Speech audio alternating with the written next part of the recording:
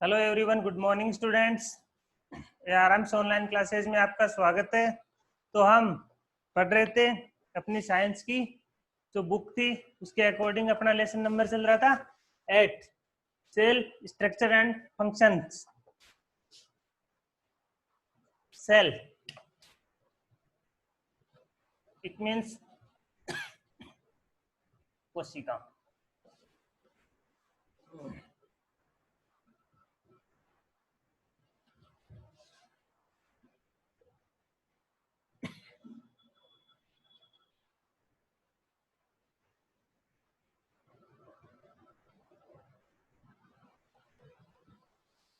Cell जिसे आप कहते हैं कोशिका, स्ट्रक्चर उसका ढांचा या गठन, संगठन किस प्रकार का है, फंक्शन इट मीन्स वो वर्क, क्या वर्क करती है या क्या क्या काम करती है, उसके बारे में हम लेसन के अंतर्गत पढ़ेंगे।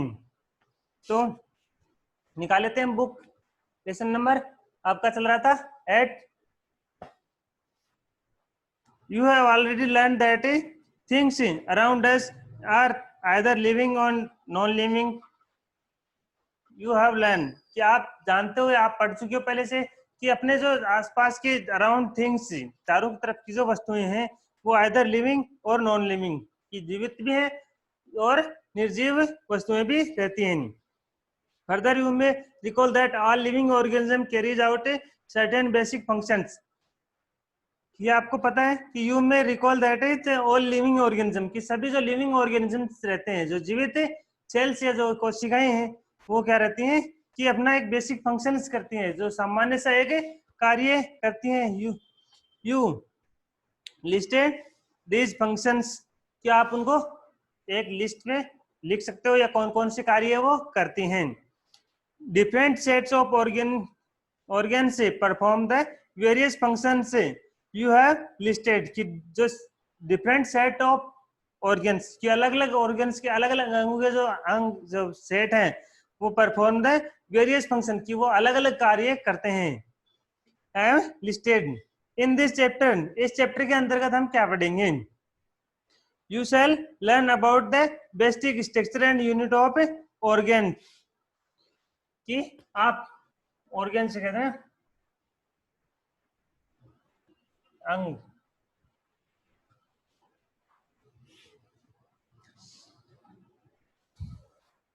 तो आप पढ़ेंगे आज सेल।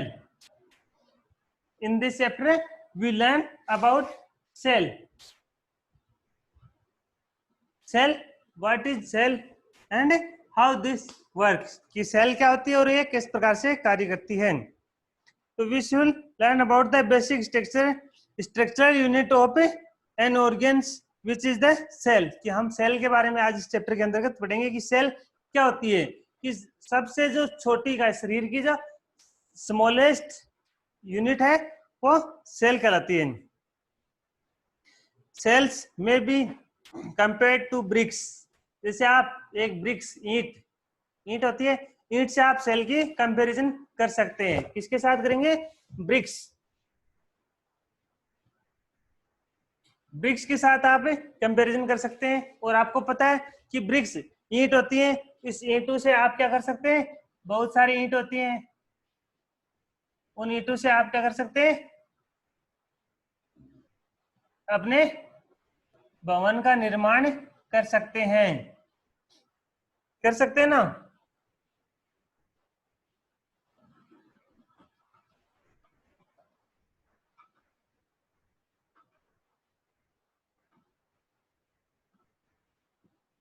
ये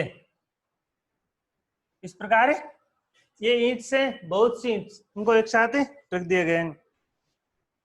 तो सेल में be compare to bricks, bricks are assemble to make a buildings, कि ब्रिक्स से उनका यूज एक बिल्डिंग को बनाने में किया जाता है। Similarly cells are assemble to make the body of a organism, जो जीवित प्राणी है उनकी जो बॉडी का स्ट्रक्चर है वो इस सेल्स के माध्यम से ही बनता है। ये किसके लिए है, लिविंग के लिए, और वो नॉन लिविंग के लिए कह सकते हो आप। डिस्कवरी ऑफ सेल,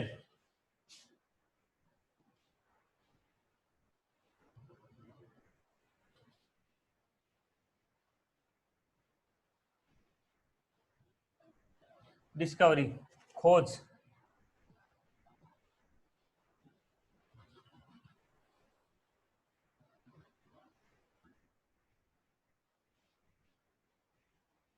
कोशिका की खोज किसने की थी? Robert hook.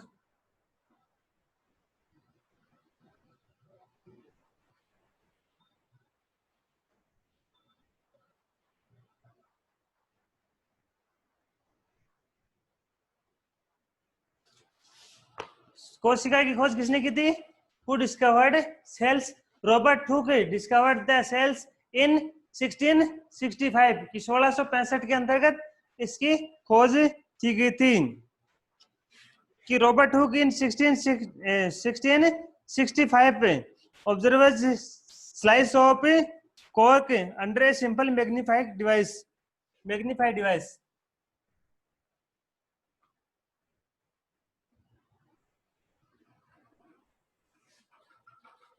मैग्नीफाइड मीन्स ये कह सकते हैं आपकी एक जो बढ़ा के दिखाने वाली, बड़ा करके दिखाने वाली, जिसे आप ये सूक्ष्मदर्शी भी बोलते हैं, उसके अंतर्गत है। उसने एक कॉर्क रखा था,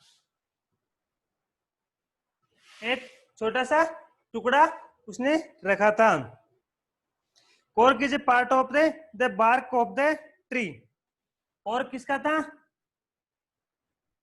bark of the tree,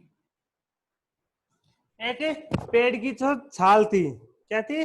bark of the tree, एक पेड़ की जो छाल या जो इसका छिलका था ऊपर का पेड़ का, उसको उसने एक मैग्नीफाइड ग्लास के अंतर्गत उसने रखा था।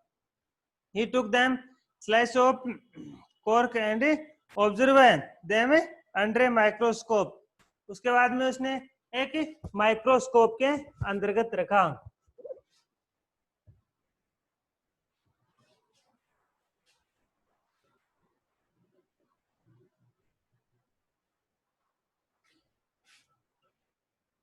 माइक्रोस्कोप जिसे आप कहते हैं सूक्ष्मदर्शी।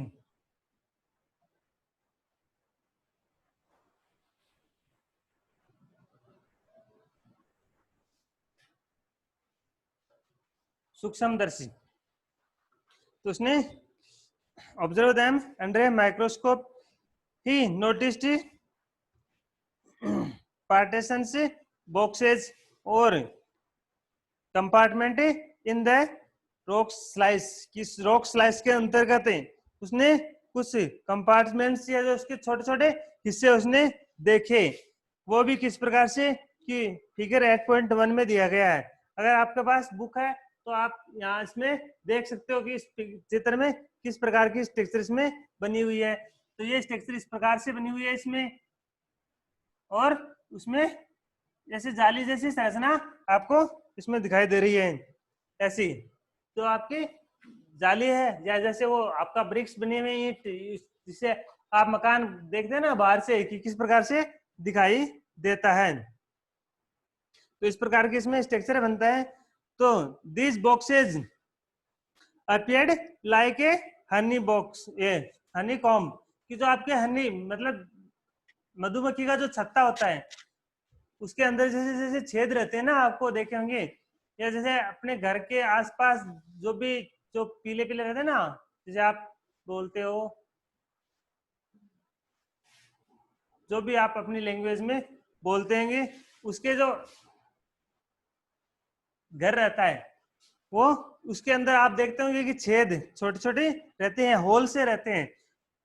उस प्रकार से मधुमक्खी के छत्ते में भी रहते हैं। He also noticed that one box was separated from the other by a wall or the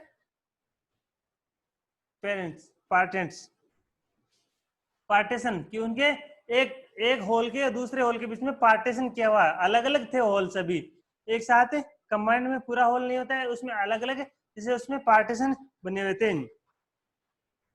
Hook coined the trims cell for each box. What hooks observe as boxes or cells in the cork were actually dead cells. वो उसने देखा कि वो जो cell थी, कोशिकाएं थी इसमें सेल, वो क्या थी, डेड सेल थी. Cell of living organism could be observed only after the discovery of improved microscope. कि आप जो लिविंग ऑर्गेनिजम्स की जो सेल्स कह सकते हैं आप, उनको आप एक माइक्रोस्कोप के अंदर ही देख सकते हो. Very little was known about the cell for the next 150 years after Robert Hooke's observations. Today, we know a lot about cell structure and its function because of improved microscopes having high magnifications. कि जैसे जैसे उसके 150 साल बाद आज क्या है कि हम देख सकते हैं कि ज्यादा ज्यादा, जैसे पहले माइक्रोस्कोप थी उसकी क्षमता कम थी बढ़ाने की, और जैसे जैसे दिन प्रतिदिन विकास होते गए तो उनकी क्वालिटी है वो सुधर गई. जैसे आपके पहले मोबाइल में कैमरे थे, कैमरे की क्वालिटी क्या थी, बहुत ही पुअर या बहुत ही लो क्वालिटी की थी. जैसे जैसे दिन प्रतिदिन आप मोबाइल लेके आते हो तो उस कैमरे की क्वालिटी बढ़ती जा रही है, तो वैसे ही इसकी माइक्रोस्कोप की क्वालिटी भी बढ़ गई और उससे आप उसके पूरे स्ट्रक्चर के बारे में अध्ययन कर सकते हैं. अब देखो, the cell both bricks in a buildings and cells in the living organism are basic structural unit. कि ये क्या है, बेसिक स्ट्रक्चरल यूनिट है उनकी. जैसे अभी बताया ना मैंने, घर बनाने में जो ब्रिक्स है और एक बॉडी का जो स्ट्रक्चर बनाने में आप सेल्स का यूज करते हैं. तो फिगर 8.2 ए एंड बी, ये 8.2 का ए है, ये आपको ब्रिक्स दिखाई दे रहे होंगे ऐसे ऐसे, और ये 8.2 का बी है, इसमें आपको ये दिखाई दे रहे होंगे इस प्रकार से. इसमें भी एक बॉक्स से बॉक्स बने हुए हैं. तो ये क्या है कि this building thought building of similar bricks having different designs, shapes and size. कि जिस प्रकार से आपकी एक बिल्डिंग जो स्ट्रक्चर बनता है वो डिफरेंट शेप और डिफरेंट साइज रखता है. Similarly in living words organism different from one another but all are made up of cells. कि जो सभी बिल्डिंग्स अलग अलग रहती हैं लेकिन वो बनती किससे, ब्रिक्स के माध्यम से. उसी प्रकार ये कह सकते हैं कि सभी के जो बॉडी स्ट्रक्चर हैं वो अलग अलग डिजाइन में दिखाई देते हैं आपको, लेकिन वो सभी बनते हैं कि छोटी से छोटी जो शरीर की इकाई रहती है वो सेल या कोशिका होती है. उन कोशिकाओं से मिलके या जो सेल्स है उनसे मिलके ही वो बनते हैं. Cells in the living organisms are complex living structure unlike non living bricks. इस प्रकार उनका जो स्ट्रक्चर है वो एक सेम जैसा ही रहता है.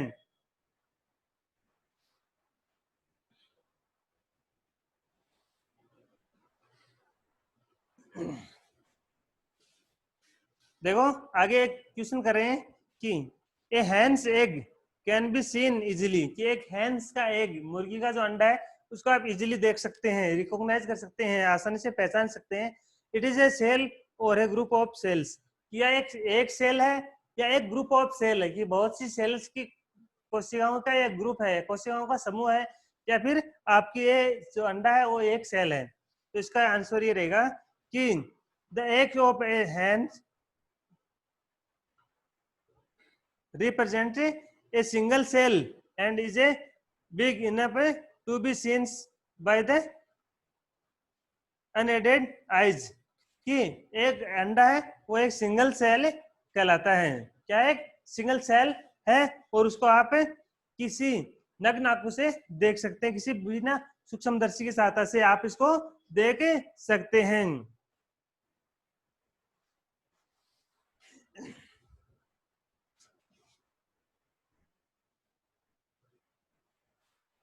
आगे एक आ गया है कि organism show varieties in cells number, shape and size.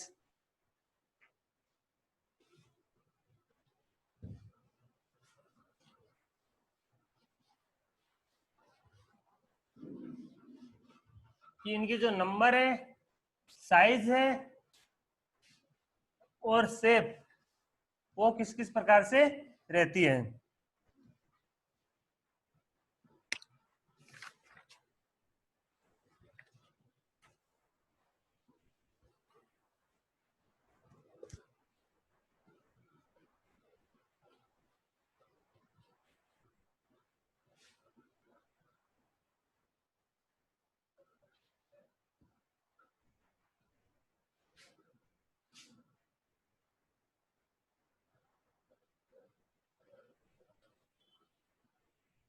Cell number, shape and size. Organism show कि जो सभी ऑर्गेनिज्म, जीवित प्राणी, लिविंग ऑर्गेनिज्म जो आप कहते हैं, वो show a variety in cell number, वो शो करते हैं एक variety in cell number, shapes and size के बारे में। तो how do scientist observe and study the living cells, कि जो साइंटिस्ट है, वैज्ञानिक है, वो how to study the living cells की, एक जो लिविंग सेल्स है उसकी स्टडी किस प्रकार से करते हैं। दे यूज माइक्रोस्कोप विच मैग्नीफाई ऑब्जेक्ट, कि एक माइक्रोस्कोप का यूज करते हैं, जो सूक्ष्मदर्शी से बोलते हैं, वो मैग्नीफाई करते थे अपने से। आप उसको अपनी लिमिट के अकॉर्डिंग 10 गुना, 20 गुना, 100 गुना, 1000 गुना उसको बड़ा कर सकते हैं। आप देख सकते हो कि ये एक पेन है, दिखाई दे रहा है आपको। अगर इसी पेन को आप 1000 पेन के बराबर करना चाहो तो बहुत सारे इतने बड़ा दिखाई देगा आपको, देगा ना। तो क्या है कि 1 से 1000 गुना करने के बाद में अगर आपको नहीं दिखाई दे रहा है तो वो भी दिखाई देने लग जाता है 1000 गुना करने के ऊपर।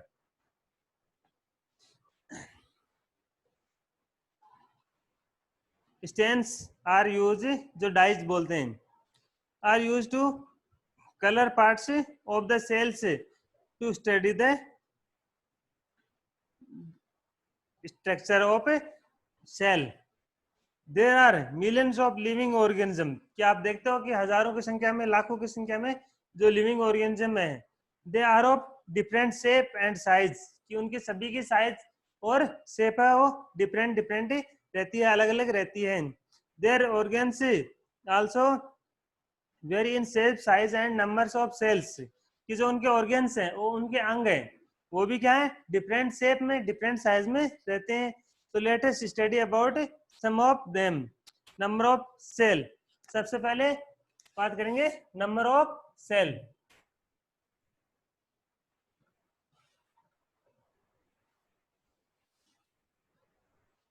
नंबर ऑफ सेल्स में कह सकते हैं आप कि सेल है वो बहुत ही सूक्ष्म इकाई है। अभी देखा ना आपने, कोशिका क्या है, बहुत ही छोटी है कि आप इसे देख नहीं सकते, लेकिन आपको पता है कि इतना बड़ा जो शरीर बनता है, तो उसमें आपको कितनी सी हजार, 10,000, लाख, मतलब कितनी लाखों की संख्या में आपको सेल्स की संख्या मिल जाएगी।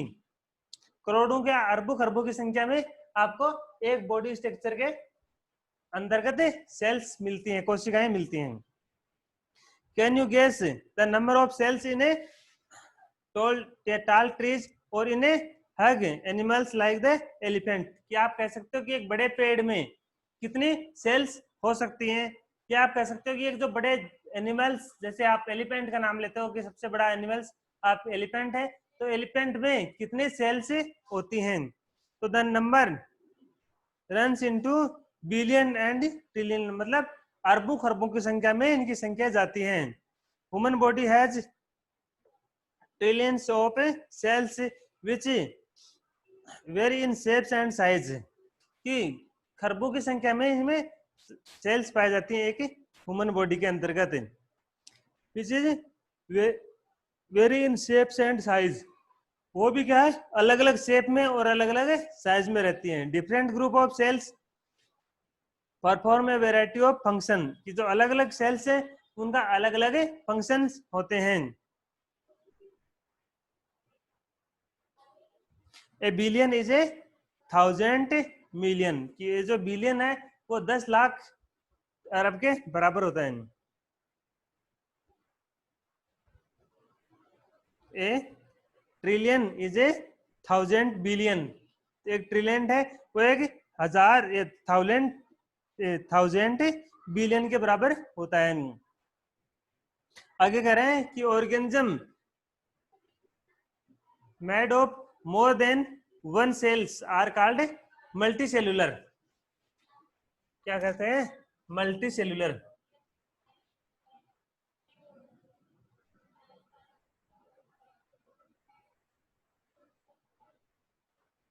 मल्टी सेल्यूलर कहते हैं कि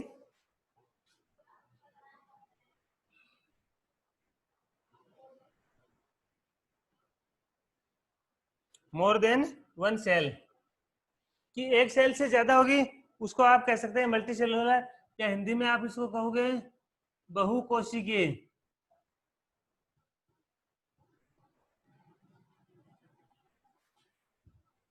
और दूसरा आता है सिंगल सेल।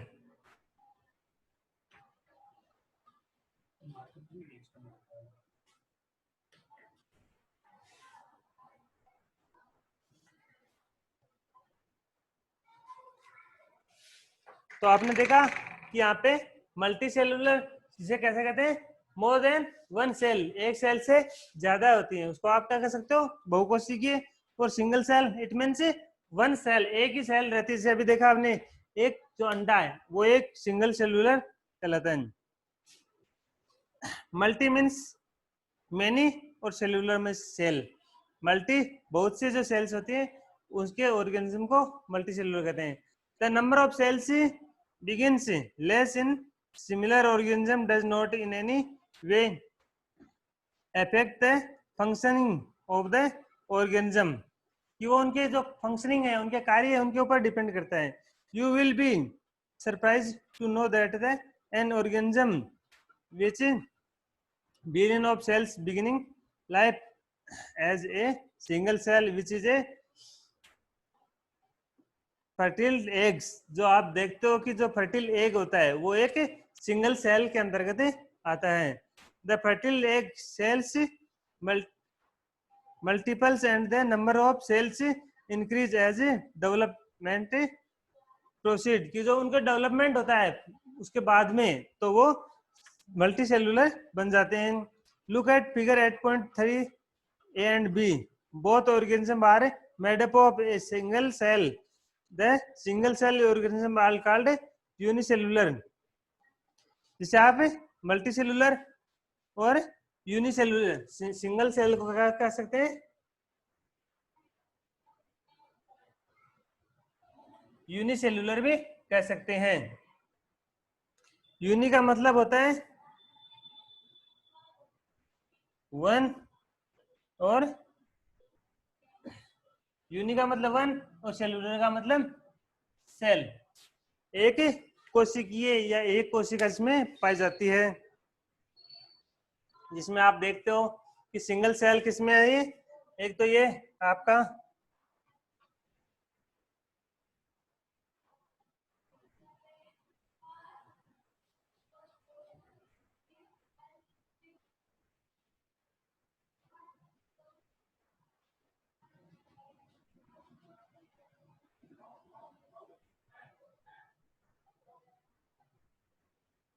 अमीबा। क्या है? अमीबा है वो एक सिंगल सेल है, और इसे एक ये कह सकते हो आप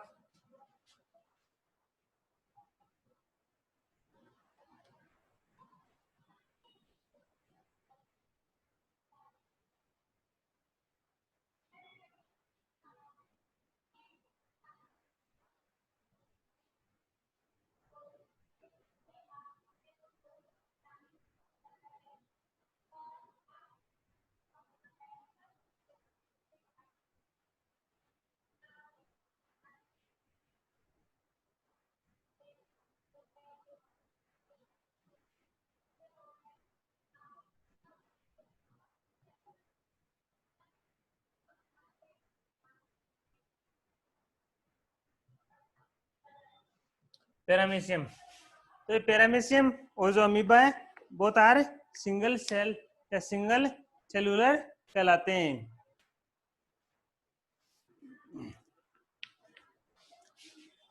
तो ये सिंगल सेल या एक कोशिकी के जीव कहलाते हैं।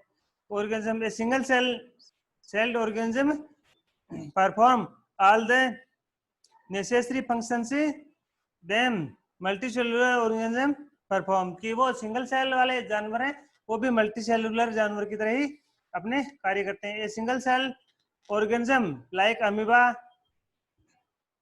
कैप्चर एंड डाइजेस्ट फूड, कि वो भी कैप्चर करता है, फूड को पकड़ता है एंड डाइजेस्ट करने का काम करता है। एक्सरे उत्सर्जन करता है, ग्रोथ वृद्धि करता है एंड द रिप्रोडक्ट, कि वो रिप्रोडक्शन की प्रक्रिया भी इसमें होती है। Similar functions in multicellular organism are carried out by group of special cells function in different tissues are in transforms organs. इसमें कौन कौन से काम किए जाते हैं वन सेलुलर और सिंगल सेलुलर में, कॉमन जो आते हैं वो एक आ गया है कि इसके जो फूड है, कैप्चरिंग पकड़ने का काम, उसके बाद में रिस्पायर श्वसन क्रिया करने का काम, और ग्रो वृद्धि करने का काम। मतलब जो मल्टी सेलुलर काम करते हैं वो एक सिंगल सेलुलर भी काम करता है। तो ये आपके सिंगल सेलुलर के नंबर ऑफ सेल्स के बारे में। तो कितने नंबर के सेल्स होते हैं इसमें, मल्टी सेलुलर भी कहते हैं बहुकोशिकीय को, और आपका सिंगल सेल होता है एक कोशिकीय जीव, जिसे आप यूनिसेलुलर भी कह सकते हैं। तो ये आपका यहाँ हो जाता है। अब बात करेंगे हम शेप की, इसकी अभी देखा था ना, नंबर ऑफ सेल्स हो गया, उसके बाद में शेप और साइज, इसकी बात करेंगे हम नेक्स्ट वीडियो के अंतर्गत। तब तक इस अपने यूट्यूब चैनल को लाइक करें, सब्सक्राइब करें। Okay, thanks.